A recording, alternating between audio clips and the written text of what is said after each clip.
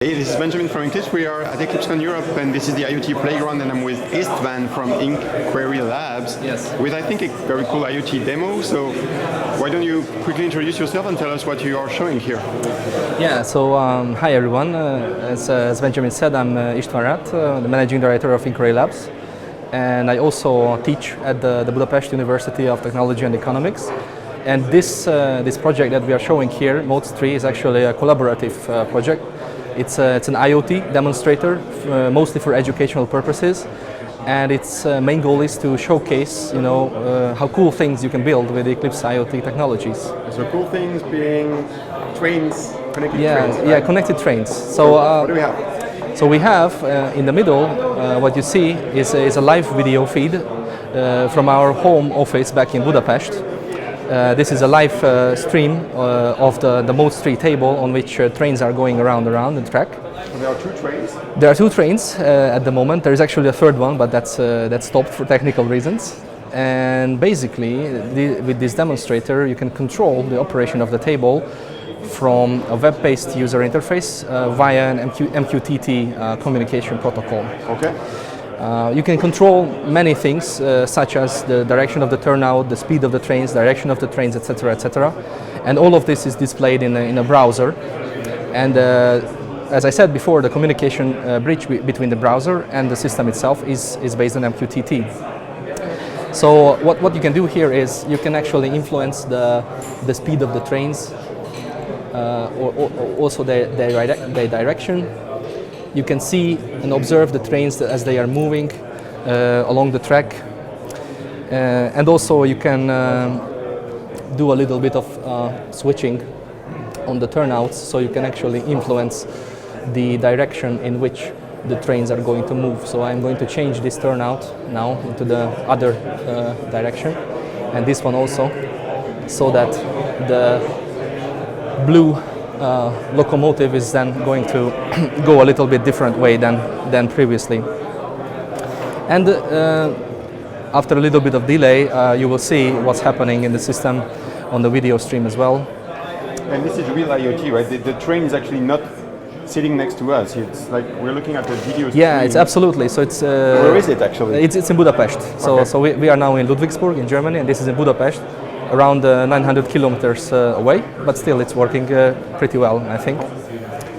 And you can also influence the speed of the trains using the leap motion controller. That's an add-on. So that's this guy over here? There's this guy over here. You can see on the right corner of the screen that if I move my hand in front of the sensor, it tracks the motion of my hand.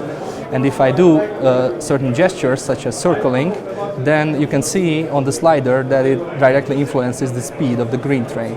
I can increase the speed, I can also decrease the speed, and I can also make the train stop. So if I make a fist and then do like this, if I sets to 0.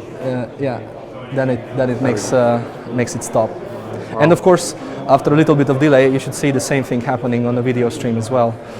There is approximately 10 seconds delay between the real-time operation and the... So you said it's using IoT stuff, but is this using Eclipse IoT open source components? Yeah. So for the MQTT communication, we use technologies such as Mosquitto and Paho.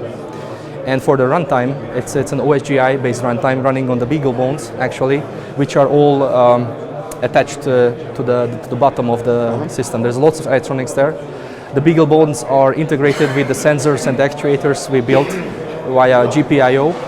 But they communicate with the rest of the system through MQTT, and that's pretty much basically how the other Eclipse projects that you're using. Oh yeah. So there is a Cura based. Okay. yeah. So that the runtime is actually based on Eclipse Cura. I almost forgot about that. That's very important. That's what we use to actually deploy and run the control software on the BeagleBones. Tell me a bit about Eclipse Viatra then. I mean, I think it's more than just like communication. Yeah. So that's the more interesting part of this.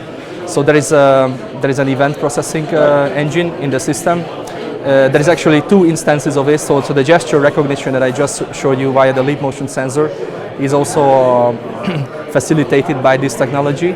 But there is also a safety logic running on the train installation, the boards itself, which makes sure that nothing unsafe can happen. So the trains, for example, can't really bump into each other.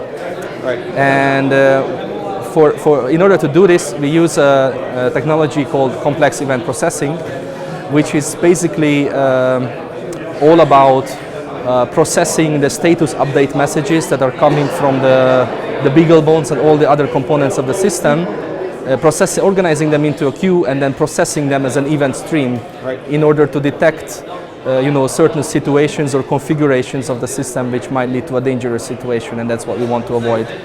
So, well, I'll probably put some link under the video on YouTube, but if people want to learn more, what should they look for? Eclipse Viatra is the... So Viatra, if you want to learn about Viatra, that's an Eclipse project, so eclipse.org/Viatra.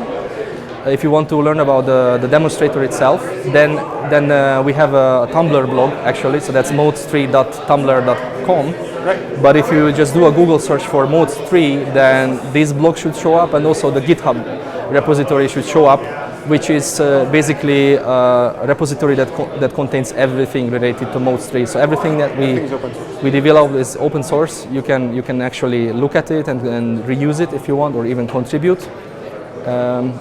It's actually a pretty big project, so it's a work of a lot of people over a lot of time. Awesome. Well, thanks for your time and enjoy the rest of the IoT Playground. Thank you very much. Thank you very much. Thanks for having me. Thank you. Take care.